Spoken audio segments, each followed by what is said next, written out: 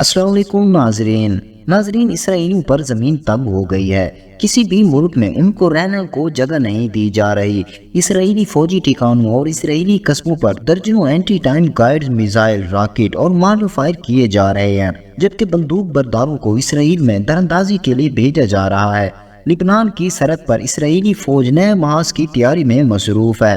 سرحدی علاقہ فوجی اڈے میں تبدیل کر دیا گیا ہے، قصبوں اور دیہاتوں کو خالی کرا دیا گیا ہے۔ اسرائیلی فوج حزب اللہ کے ٹھکانوں پر بمباری کر رہی ہے۔ حماس نے بھی تحریک کا اتنا بڑا جال بچھایا ہے کہ امریکہ نے بھی جواب دے دیا ہے، اور نہ صرف جواب دیا بلکہ امریکہ نے تو باقاعدہ بتا دیا کہ اب ہم مزید اسرائیل کی مدد نہیں کر سکتے۔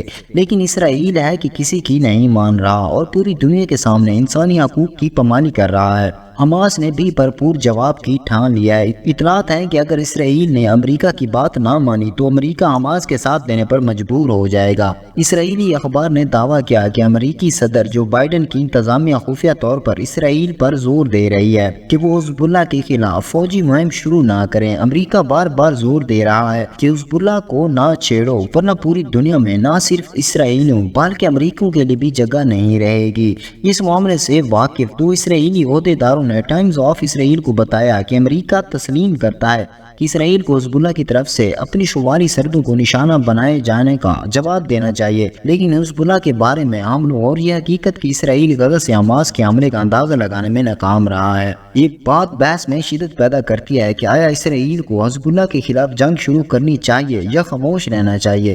اسرائیلی حکام نے کہا کہ امریکہ نے اسرائیل کو خبردار کیا ہے کہ وہ حزب اللہ کی کارروائیوں کے خلاف اپنے فوجی رد عمل میں محتاط رہیں، اور یہ وضاحت پیش کی کہ لبنان میں IDF کی غلطی سے بہت بڑی جنگ چھڑ سکتی ہے۔ انتظامیہ کے حکام نے حالیہ دنوں میں اسرائیل کو اشارہ دیا کہ اگر حزب اللہ کے اسرائیل کے خلاف جنگ شروع کرتی ہے تو امریکی فوج دہشت گرد گروہ کے خلاف جنگ میں IDF کے ساتھ شامل نہیں ہو سکے گی۔ امریکہ نے خود تسلیم کیا کہ حزب اللہ ایک طاقتور گروپ ہے اور اس بارے میں کوئی شک نہیں، ہم انہیں قریب سے دیکھتے ہیں۔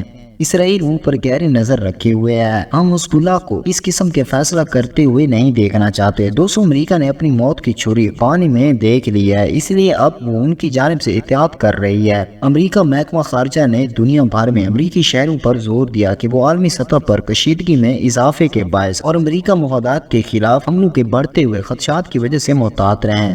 اپنی گلوبل ٹریول ایڈوائزری میں دنیا بھر میں مختلف علاقوں میں بڑھتی ہوئی کشیدگی، امریکی شہریوں اور مفادات کے خلاف حملوں، مظاہروں پر تشدد کارروائیوں کے خدشات کی وجہ سے بیرون ملک مقیم امریکی شہریوں کو زیادہ سے زیادہ احتیاط برتنے کا مشورہ دیا گیا ہے۔ یہ ہدایت مسول غزہ کی پٹی میں جاری جنگ کے تناظر میں دی گئی ہیں۔ وہاں اسرائیلی حملوں میں کم سے کم 4000 سے زائد فلسطینی شہید اور 12000 سے زائد زخمی ہو چکے ہیں۔ دوستوں، امریکہ اب چاہتا ہے کہ اس جنگ سے دور بھاگا جائے، کیونکہ فلسطین کے حق میں جاپان، روس، چائنا، ایران اور مصر، ترکیہ اور سعودی عرب جیسے ممالک بھی شامل ہیں، اور کہا جا رہا ہے کہ اگر سعودی عرب اور ایران ایک دن امریکہ کو تیل دینا بند کر دے تو امریکہ ڈیفالٹ ہونے میں 24 گھنٹے بھی نہیں لگیں گے۔ ناظرین، اس وقت غزہ اور فلسطین کی تازہ صورتحال کچھ یوں ہے کہ فضائی حملے کے بعد آگ لگ گئی، کسی جانی نقصان کی اطلاع نہیں ملی، جبکہ اسرائیل کے حملوں میں فلسطینی شہداء کی تعداد 4385 ہو گئی۔ اب تک 13561 زخمی ہیں، 1756 بچے اور 967 خواتین بھی شہداء میں شامل ہیں۔